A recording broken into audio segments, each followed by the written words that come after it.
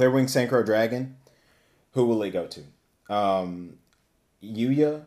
If Yuya somehow, if he becomes, if we really haven't seen Yuri really duel yet.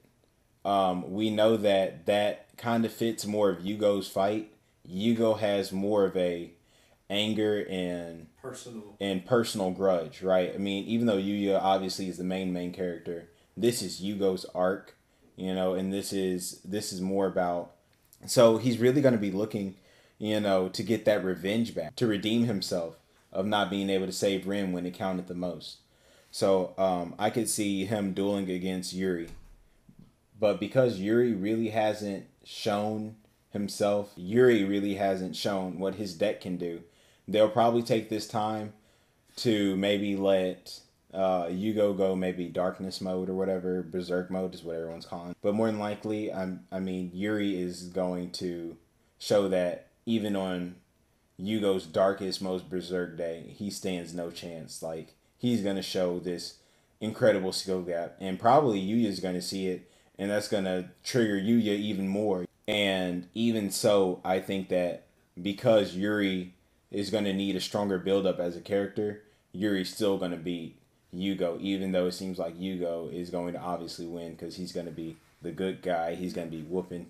You know what I mean? So much more we need to know about Yuri. Right. Yuri is such of a character who hasn't been, really released openly yet. People are guessing at the name of his dragon, and we still really don't know the name of his dragon because it has been released. There are new Odd Eyes monsters that are a mix between Odd Eyes and Synchro monsters. So, I mean, there's a possibility of there being like, a mix of the cards or both or something along those lines. If that does happen, though, I kind of have a feeling that'll probably be between Jack Atlas. Maybe he'll earn like some respect for Jack Atlas. So they're going to be building Yuya as hard as they can. And once again, we're going to have this dichotomy of trying to play a card game for fun and enjoyment and entertainment to respect and honor his father.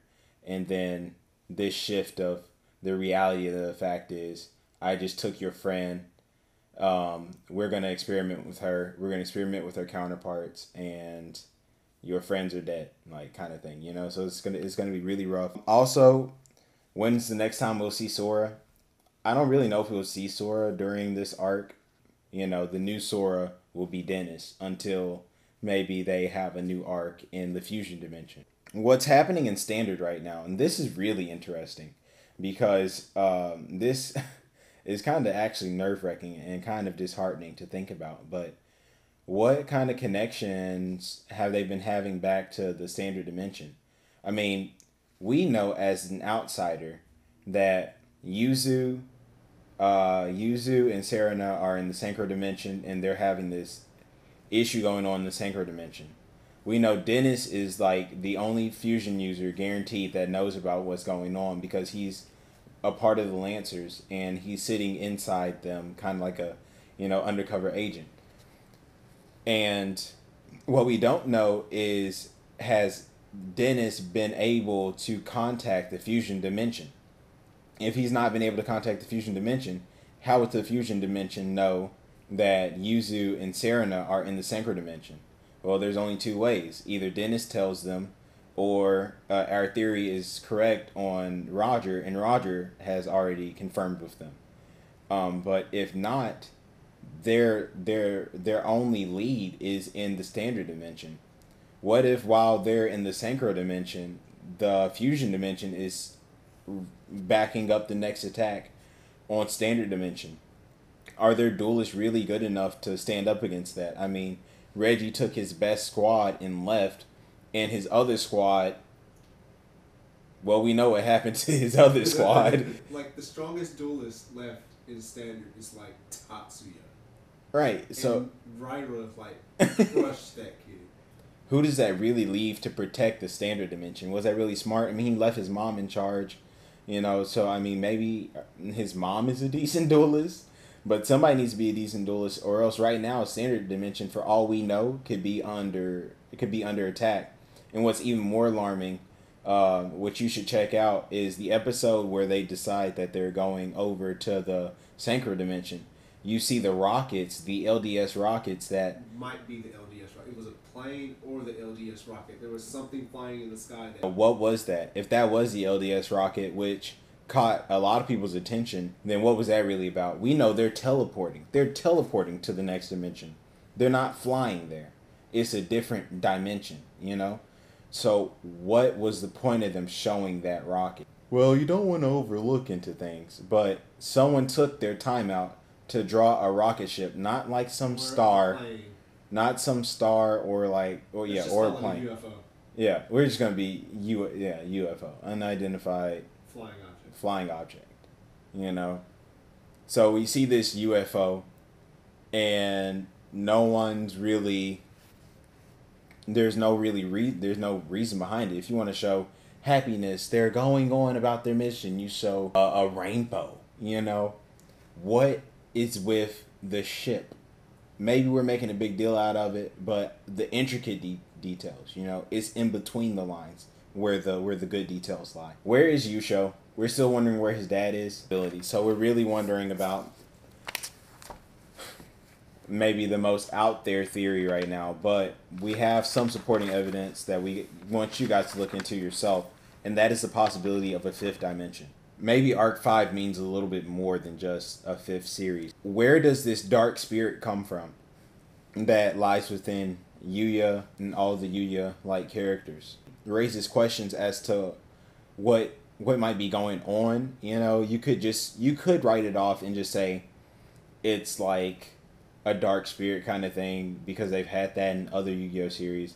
But how would you explain it in this series? This is something lying within him that seems to be merging with him, and his body is rejecting it. I think that we're going to have a fifth dimension, and it's going to be either maybe the dark dimension is what we're calling it right now, or the pendulum dimension. We're not really sure, because, I mean, what does it mean to be the standard dimension? The standard dimension, you have everything in that dimension. You can do any summoning in that dimension, and that's, you know, typically what you're going to find there. But where are the pendulum cards coming from? Where is the pendulum coming from? And the key there is when you get someone from Heartland, when you get someone from academia or from the city, when they come into standard, when they synchro summon or exceed summon or fusion summon, you get a strong reading of that summoning as compared to, you know, people who live in the standard dimension. They just have a regular exceeds or fusion or synchro reading. When Sakaki Yuya summons, he gets this huge pendulum that comes out. An actual pendulum. When everyone else pendulum summons, their cards are just, you know, summoned. His soul sways. Yes. His soul sways. Pendulum of my soul. And I mean, it may be something that slips your mind when you watch it, but really look at it.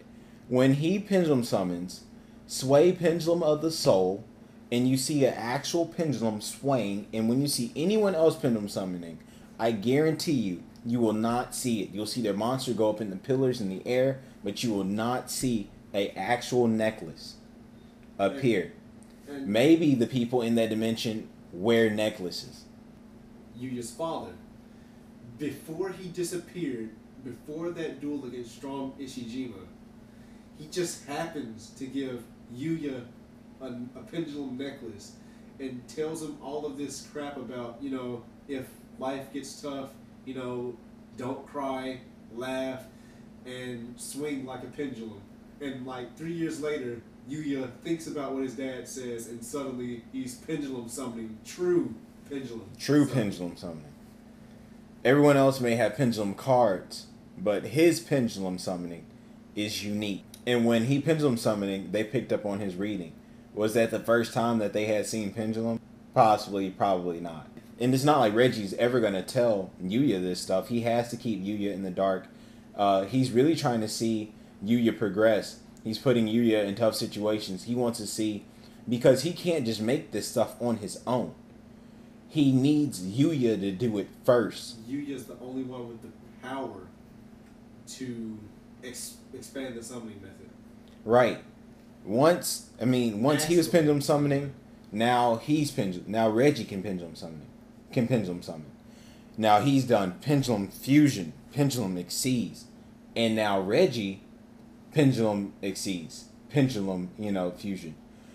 This is maybe a dirty trick because why does he need all his power and and it could be to perpetuate his own military force to guarantee the safety of Standard Dimension, which is what I'm hoping because I like Reggie as a character and I don't want to see him be evil. But if that's not the case, what is his motive for pushing Pendulum so hard?